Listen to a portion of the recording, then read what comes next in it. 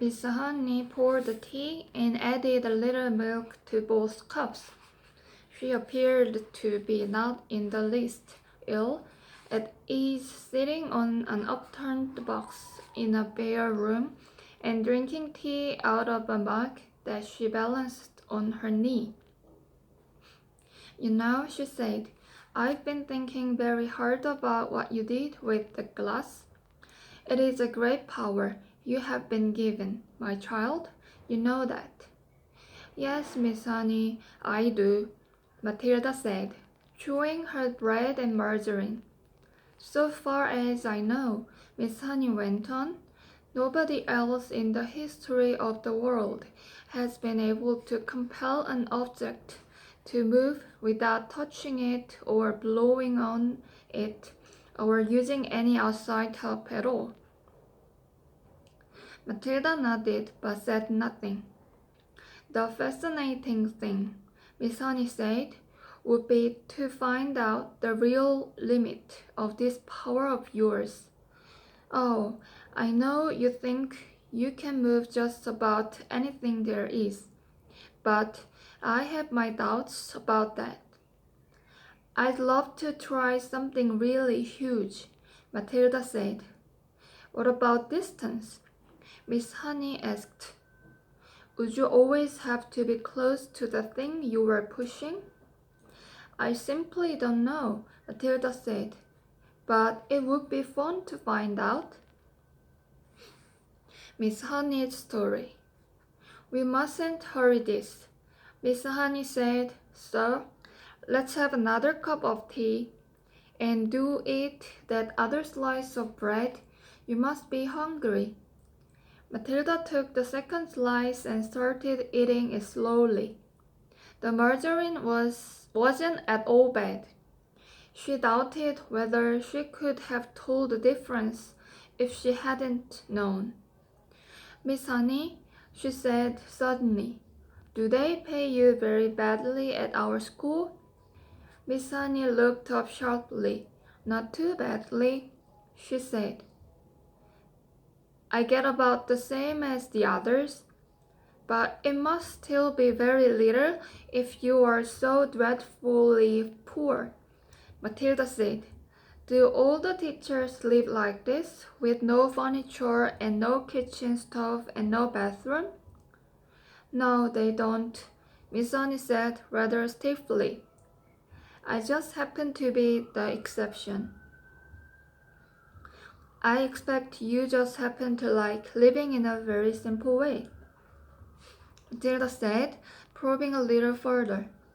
"It must make house cleaning an awful lot easier, and you don't have furniture to polish or any of those silly little ornaments lying around that have to be dusted every day. And I suppose if you don't have a fridge, you don't have to go out and buy all sorts of junky things like eggs and mayonnaise and ice cream to fill it up with. It must save a terrific lot of shopping." At this point, Matilda noticed that Miss Honey's face had gone all tight and peculiar looking. Her whole body had become rigid. Her shoulders were hunched up high, and her lips were pressed together tight. And she sat there, gripping her mug of tea in both hands, and staring down into it, as though searching for a way to answer these non quite so innocent questions. There followed a rather long and embarrassing silence. In the space of 30 seconds, the atmosphere in the tiny room had changed completely, and now it was vibrating with awkwardness and secrets. Matilda said, "I'm very sorry I asked you those questions, Miss Honey. It is not any of my business." At this, Miss Honey seemed to rouse herself.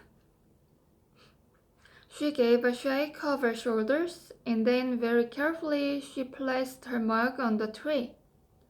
Why shouldn't you ask? She said. You were born to ask in the end. You were much too bright not to have wondered. Perhaps I even wanted you to ask. Maybe that is why I invited you here after all.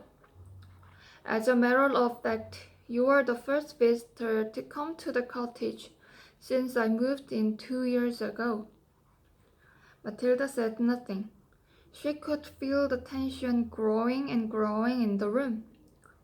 You are so much wiser than your years, my dear, Miss Annie went on, that it quite staggers me.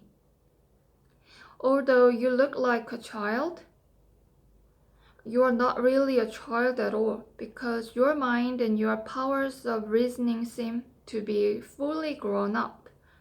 So, I suppose we might call you a grown-up child, if you see what I mean. Matilda still did not say anything. She was waiting for what was coming next.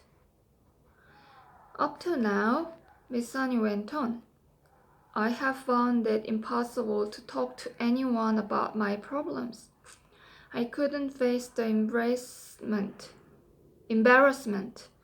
and anyway, I lacked the courage. Any courage I had was knocked out of me when I was young, but now, all of a sudden, I have a sort of desperate wish to tell anything to somebody. I know you are only a tiny little girl, but there is some kind of magic in you somewhere. I've seen it with my own eyes. Matilda became very alert. The voice she was hearing was surely crying out for help. It must be. It had to be. Then the voice spoke again.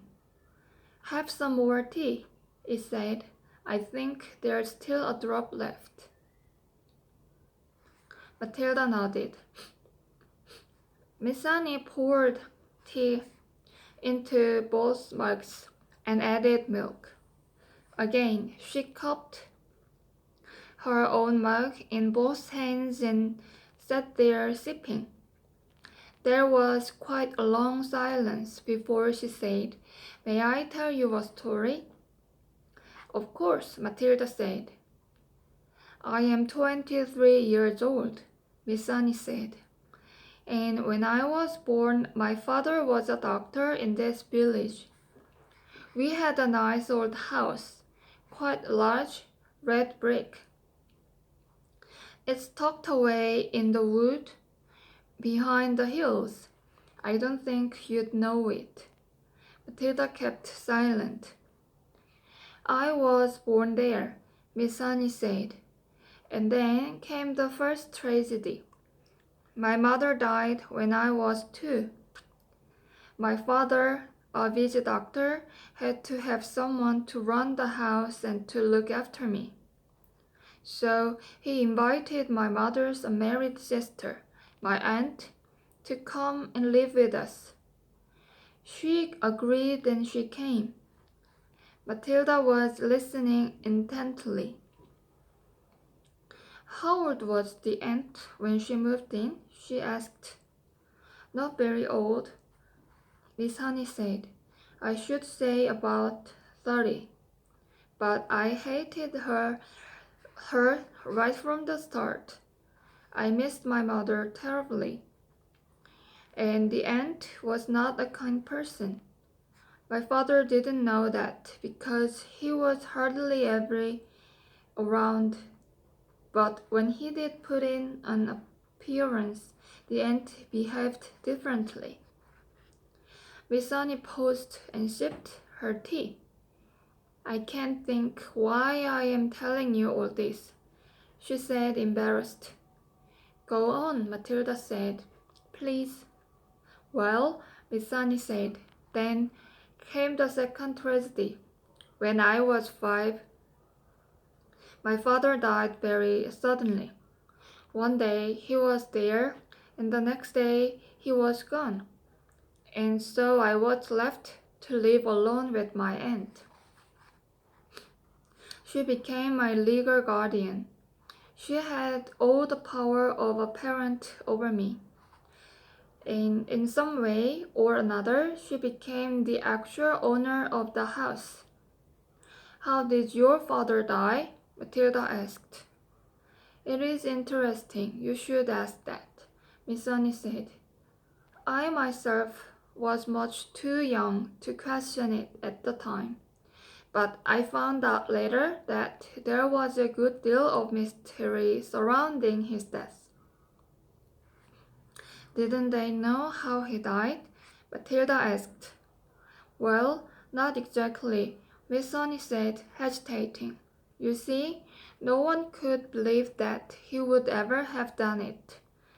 He was such a very sane and sensible man. Done what? Matilda asked. Killed himself. Matilda was stunned. Did he? She gasped. That's what it looked like, Miss Honey said. But who knows? She shrugged and turned away and stared out of the tiny window. I know what you are thinking, Matilda said. You are thinking that the ant killed him and made it look as though he'd done it himself. I'm not thinking anything, Miss Sunny said. One must never think things like that without proof. The little room became quiet. Matilda noticed that the hands clasping the mug were trembling slightly. What happened after that? She asked.